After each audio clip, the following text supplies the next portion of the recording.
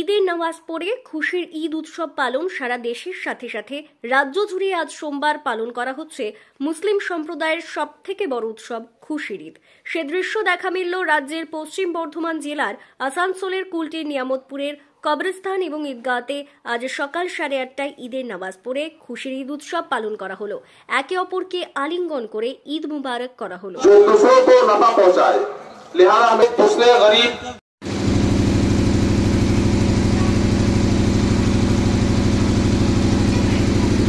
अल्लाहु अकबर।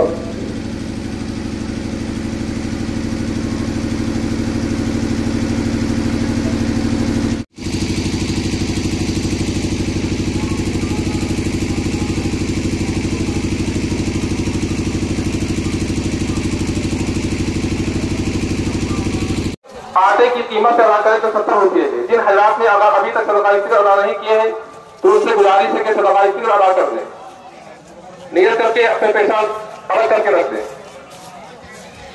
ख्याल करते हुए जल्द से जल्द ईदगाह खाली करने की कोशिश करें। इंशाअल्लाह अभी सवाल में दूसरी जमात की नमाज अदा की जाएगी।